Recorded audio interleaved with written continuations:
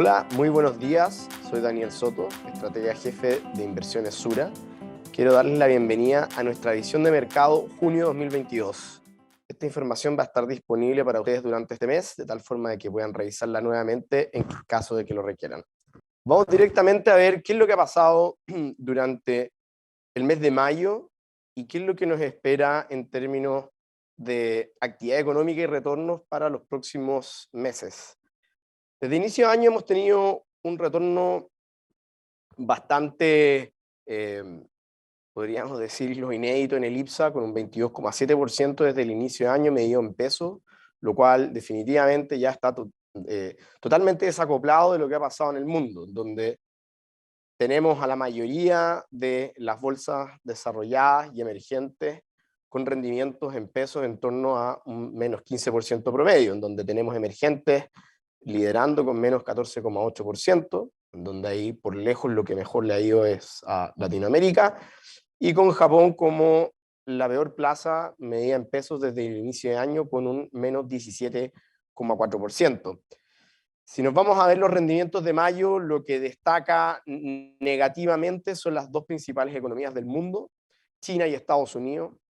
China dentro ahí del conjunto de Asia emergente con una caída de 6% en lo que va del año, mientras que Estados Unidos con una caída de 5,7%. Destacan Latinoamérica por una parte con un retorno de 4,44%, muy correlacionado a lo que ha pasado con los commodities durante los últimos 30 días.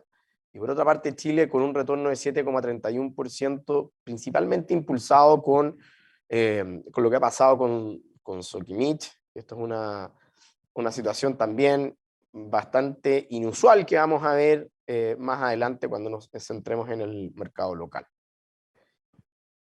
¿En qué parte del ciclo económico estamos? Estamos, como vimos en la primera lámina, con caída en los activos de renta variable, pero no solamente eso, también en los activos de renta fija internacional, y siempre es bueno mirar la foto completa, abstraerse de lo que ha pasado durante los últimos 3 o mes, o durante el último mes, y mirar más la película en términos de ciclo económico.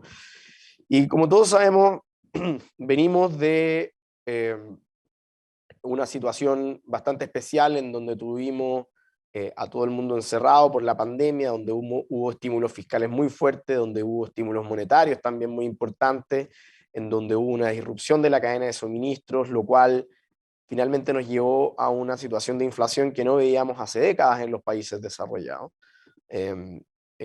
particularmente en Japón. Esto no se había visto aproximadamente desde el año 1990. Y estos altos niveles de inflación que en algún minuto la Reserva Federal nos dijo que eran finalmente transitorios, no terminó resultando así, lo cual ha motivado un aumento de tasas de interés por parte de la Reserva Federal, lo cual busca bajar la inflación, pero también tiene efectos indeseados. Por una parte, caída del precio de los activos, y por otra parte, menor actividad económica. ¿Dónde estamos actualmente? Estamos como por ahí. Estamos como ya el mercado tiene totalmente integrado el aumento de tasas por parte de la Reserva Federal, lo cual al parecer estaría llegando en torno a un 3% para poder después ir hasta su zona relativamente neutral, en torno a un 2,5%. Pero el mercado está recién empezando a integrar una menor actividad económica de aquí en adelante, lo cual se ha visto reflejado en diversos activos y en también otras cifras o indicadores más bien macroeconómicos adelantados que ya vamos a ver de aquí en adelante. Entonces ya sabemos más o menos dónde estamos, ya tenemos identificado el ciclo económico, dónde estamos, y lo importante es para dónde vamos. Y aquí todas las cartas finalmente las tiene el banco central más importante del mundo, la Reserva Federal. Ahí tenemos una foto del presidente de la Reserva Federal, señor Jerome Powell, con una cara preocupado. ¿Y qué significa esto? De que si es que la Reserva Federal, a pesar de que estamos viendo claras señales de menor actividad económica, sigue preocupada por la inflación, sigue con un tono restrictivo en cuanto a tasas de interés y estímulo monetario, vamos a seguir viendo caídas en los activos de riesgo Y también, ¿por qué no?, en la renta fija de corto plazo, en la medida de que las tasas de interés de corto plazo sigan aumentando. Y la otra parte de la historia podría ser de que en vez de tener una Reserva Federal preocupada, un presidente de la Reserva Federal ahí con esa cara, digamos, no muy positiva, es un presidente de la Reserva Federal que se deja preocupar de la inflación y se empieza a preocupar por la actividad económica. Es decir, dice, miren, saben que al parecer ya el tema de la menor actividad económica va finalmente siendo el principal riesgo, ya deja de ser el riesgo de la inflación, y eso inherentemente llevaría a un discurso más acomodativo por parte de la Reserva Federal, obviamente que no significa que va a cortar de golpe y porrazo el ciclo de aumento de tasas que está haciendo actualmente, pero sí nos podría decir que lo va a hacer de forma más lenta, nos podría decir que no va a llegar la tasa a un 3, sino que va a llegar más abajo, un 2,5, un 2. Nos podría decir que está dispuesto a tener una pausa en la mitad del ciclo de alza de tasas. O sea, hay muchas formas en que la retórica podría ayudar finalmente a los activos de riesgo y es por eso que sería positivo. Finalmente, una Fed menos preocupada de la inflación y más preocupada por la menor actividad económica. Entonces, acá la gran pregunta, lógicamente, es que, qué tipo de Powell o qué tipo de Comité Federal de Mercado Abierto o de Fed vamos a tener de aquí en adelante. Una que sigue preocupada de la inflación o una que ya pasa a dejar de preocuparse de la inflación y se empieza a preocupar un poco más por los efectos secundarios negativos que tiene el aumento de la tasa de interés. Vendrían siendo menor actividad económica. Y hay argumentos para lado y lado. Por una parte, los argumentos para una Fed menos restrictiva, para una Fed más, eh, digamos, acomodativa de lo que está haciendo hasta ahora, podrían ser sorpresas, o sea, podríamos ver, por ejemplo, la sorpresa inflacionaria en Estados Unidos en el gráfico a la izquierda, están cayendo después de llegar a un pic hace aproximadamente 2 meses atrás. Estamos viendo también que el índice de inflación en autos y camiones usados en Estados Unidos está disminuyendo.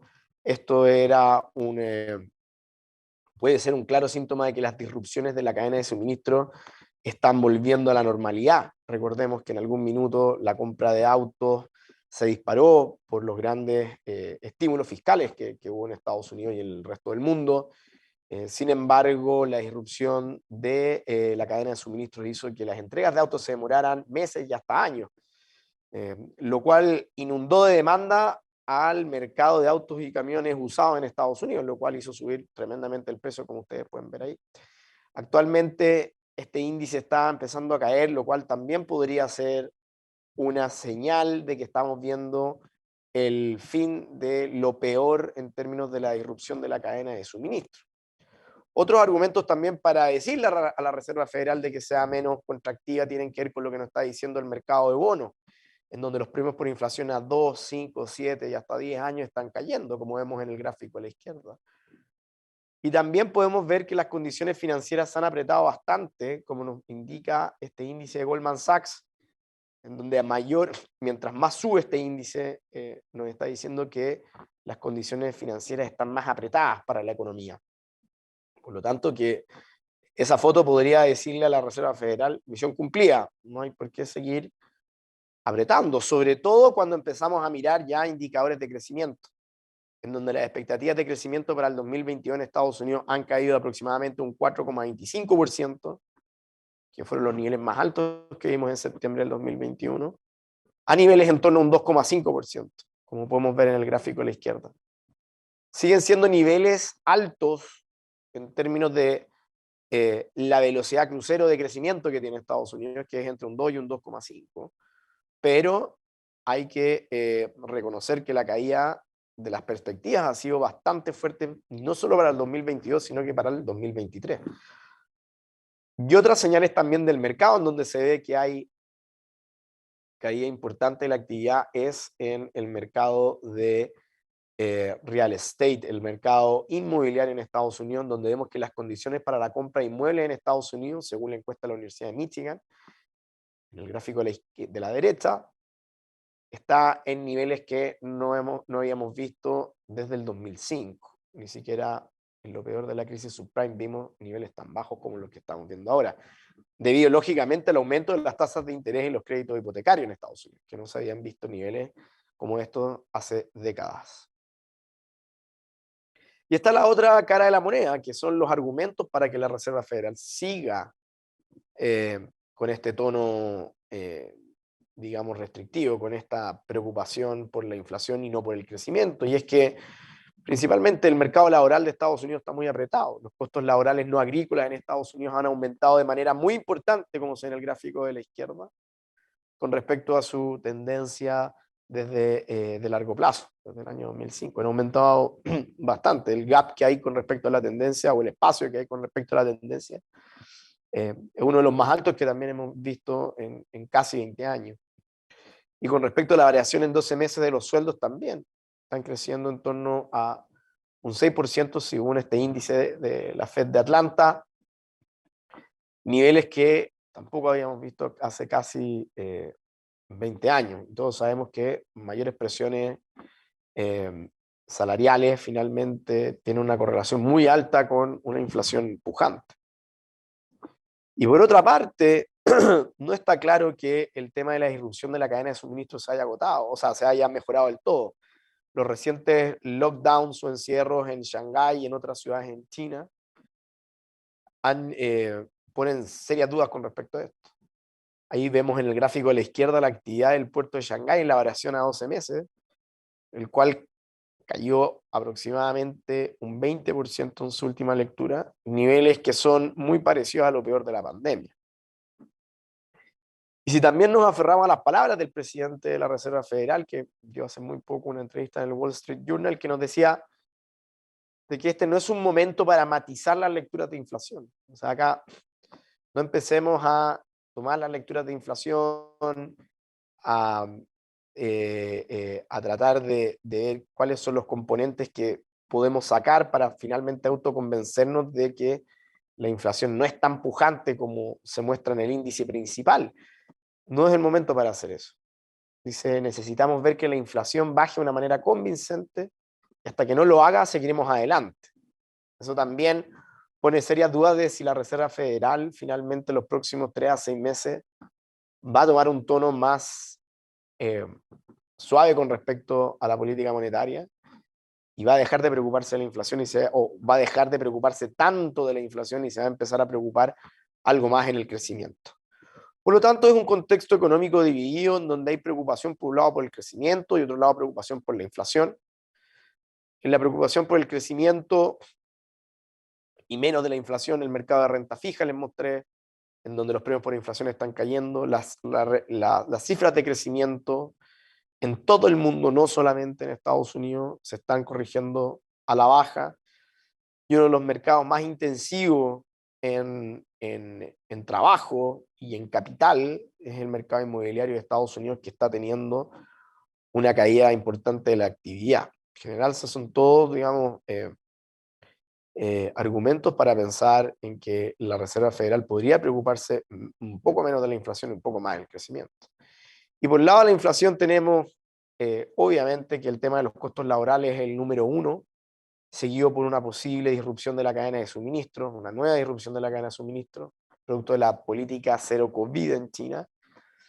Por otra parte, el tono de la Fed no es tampoco muy auspicioso en que finalmente vamos a tener ahí la autoridad monetaria más preocupada del crecimiento que la inflación.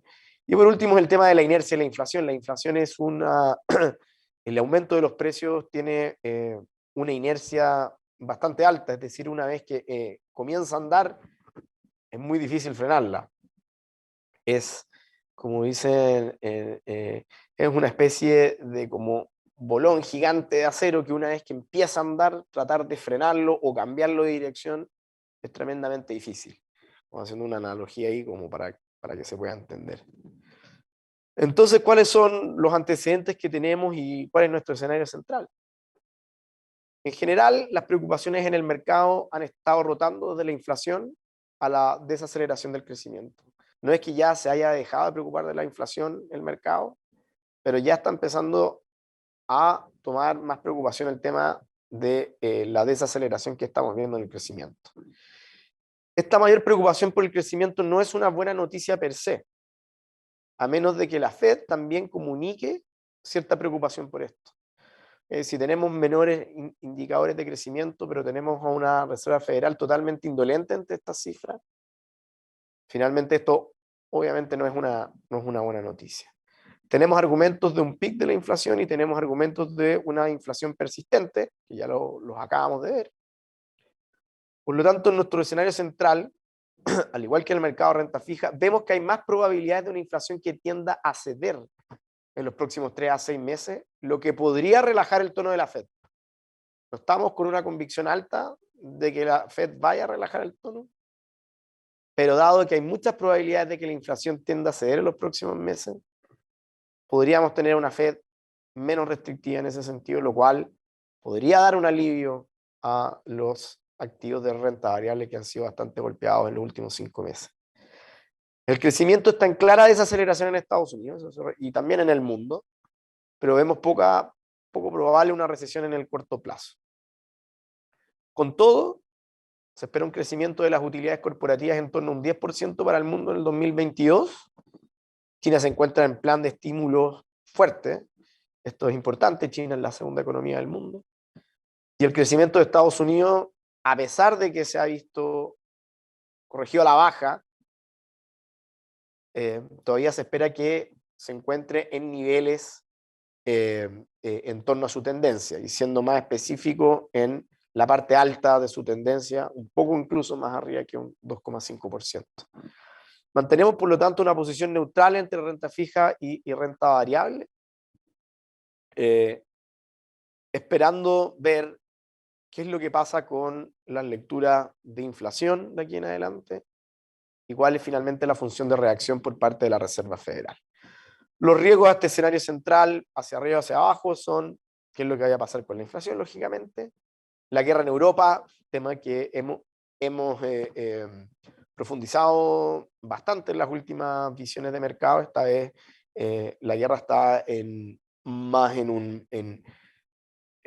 forma más latente para los mercados en este momento. Sigue siendo una fuente de riesgo de cola, por así decirlo, en el sentido de que en cualquier momento puede haber un error no forzado y desatarse una guerra que termine por afectar fuertemente la confianza de inversionistas, consumidores, gobiernos, etc. Pero por el momento se mantiene latente, pero es una fuente de riesgo en el corto plazo.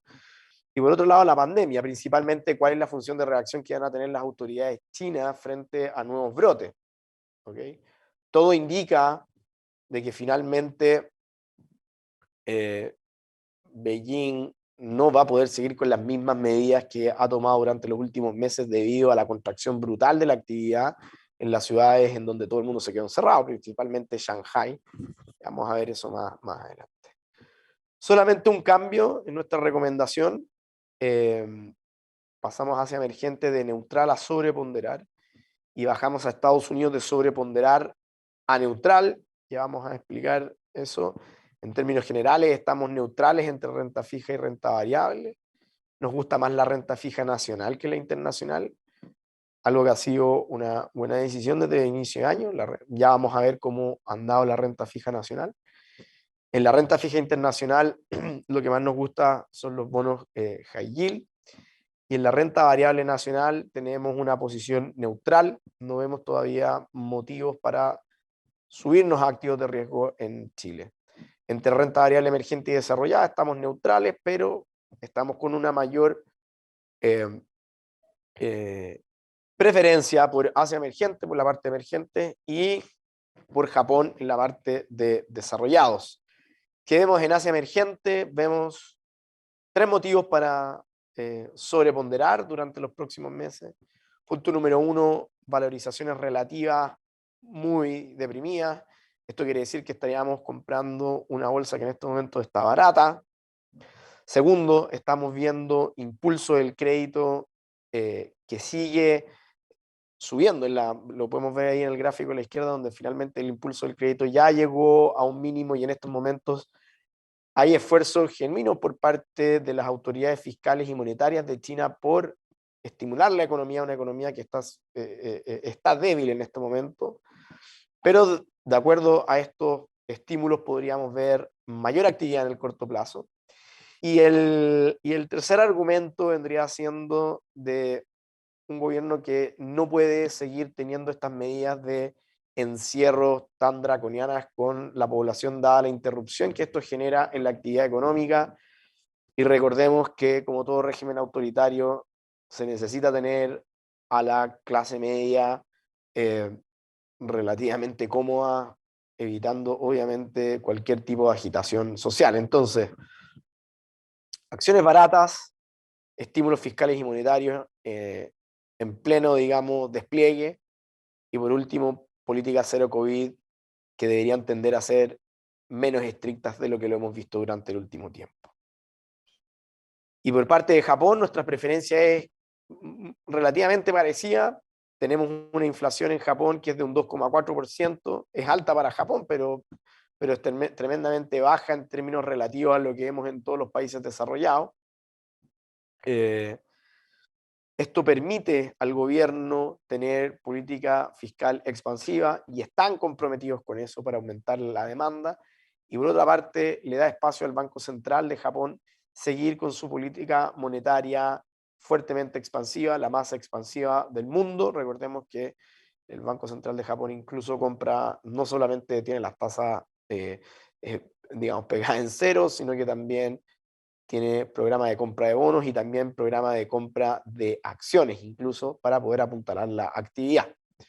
Sumado a eso, las acciones en Japón están baratas en términos relativos al resto de los desarrollados y emergentes, y la moneda, tanto en tipo de cambio real como nominal, se encuentra en uno de sus niveles más bajos de los últimos aproximadamente 15, 20 años.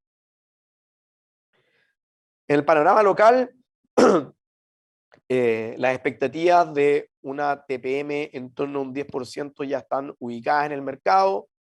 Sin embargo, podemos ver en el gráfico que esta altísima TPM, que no veíamos también hace mucho tiempo, debería tender a bajar rápidamente. Es decir, el Banco Central se podría mantener muy poco rato con una TPM tan alta, y de ahí la tendría que empezar a bajar debido a la menor actividad que se espera en Chile de aquí en adelante. ¿Ok? O sea, es decir, recalentamiento en el corto plazo y una caída fuerte de la actividad económica de aquí a fin de año y para el 2023 también, ciertamente. ¿Qué significa esto para las tasas de interés de mediano y largo plazo? Significa que deberían tender a bajar y no a subir si vamos a tener un frenazo en la actividad económica. Lo lógico es ver que las tasas de interés de mediano y largo empiezan a caer, que es nuestra apuesta que hemos tenido desde el principio de año. Hemos tenido una apuesta por mayor duración en los portafolios, lo cual ha pagado, ya vamos a ver. Pero acá ustedes ven las tasas de interés de 5, 7 y 2, donde vemos que las tasas de 5 y 7 han tenido una clara caída desde el 9 de mayo y desde también el principio de año, lo cual ha llevado a que los fondos que tienen mayores duraciones en sus portafolios hayan sido los ganadores durante el año. Nosotros desde el 3 de enero estamos recomendando en las carteras conservadoras el multiactivo conservador, el Sura multiactivo conservador, el cual ha rentado un 7,06%, seguido del renta local UF con retornos de un 6,4%, ambos fondos por sobre la inflación, que ha rentado, si lo medimos por la UF, un 5,54%, en contraposición a lo que ha pasado con los fondos money market, que han rentado en torno a un 2,5%. Es decir, la respuesta a la inflación durante este año, y creemos que va a seguir siendo durante el segundo semestre, es en los fondos NUF con duraciones medias largas y con papeles más cargados a empresas con alta calidad crediticia. Con respecto al mercado local, acá tenemos el IPSA con Sokimich, o sea, el IPSA, y el IPSA sin Sokimich en un ejercicio para poder visualizar cuánto finalmente le ha afectado Sokimich al índice local. IPSA sin Sokimich en torno a un 12% de retorno versus el IPSA normal con Sokimich en torno a un retorno de 25%. Sokimich ha rentado durante el año el 98,8%, siendo un principal beneficiario de la subida en el precio de los commodities. Sin embargo, cuando sacamos nada más que esta acción, nos queda que la bolsa local ha rentado algo muy parecido a la renta fija de mediano y largo plazo.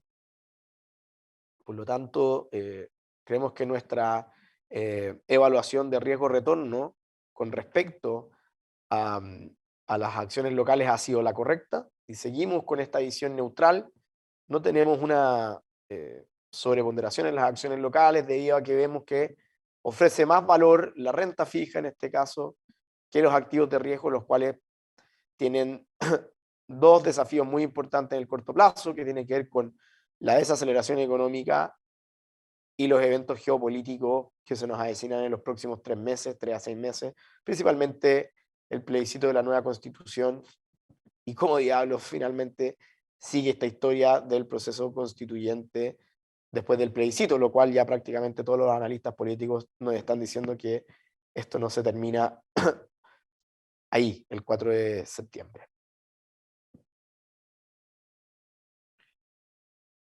Por último, con respecto al tipo de cambio, nuestro modelo de 5 factores nos dice que el tipo de cambio debería estar en torno a 770, si a esto le sumamos 50 pesos aproximadamente de riesgo geopolítico, deberíamos tener un tipo de cambio en torno a 820, por lo tanto los niveles de 813 pesos lo vemos como valores justos en este momento, no vemos que hay una desviación con respecto a lo que uno podría decir que es el fair value del dólar peso. De aquí en adelante, la trayectoria del tipo de cambio va a estar finalmente conflictuada por dos fuerzas. Por una parte, la parte internacional, es decir, si finalmente la tesis de Asia emergente y de China en particular termina siendo exitosa, es decir, si vemos que la actividad en China termina aumentando, lo cual aumentaría el precio de los commodities en general y en particular el del cobre, eso ayudaría a mayores caídas en el tipo de cambio. Sin embargo, también nos enfrentamos a un escenario interno bastante incierto en los próximos meses, lo cual tiene el potencial de hacer subir el tipo de cambio también en el corto plazo. Por lo tanto, no hay una trayectoria que uno pudiese decir que está clara para el tipo de cambio en el corto plazo. Sin embargo, creemos que estos precios actualmente obedecen a un cierto valor justo como para poder pensar en si es que está desviado o no en términos generales. ¿Con qué nos quedamos? Renta variable versus renta fija, neutrales. En renta fija nacional versus internacional hay una preferencia en renta fija nacional con una duración entre 3,5 y 5 años cargados a la UEF, como habíamos dicho anteriormente. En la renta fija internacional hay preferencia por duraciones cortas. En el tipo de cambio lo vemos por sobre 800 con un valor justo en torno a los 820. Entre emergentes y desarrollados neutrales, en donde de los desarrollados lo que más nos gusta es Japón, y dentro de los emergentes tenemos una mayor preferencia por Asia emergente. Con esto damos por finalizada nuestra edición de mercado junio 2022. Les recordamos que en caso de tener dudas las canalicen a través de sus asesores o a través de los distintos canales de contacto de Inversiones Sura. Muchas gracias, esperamos que haya sido de su interés.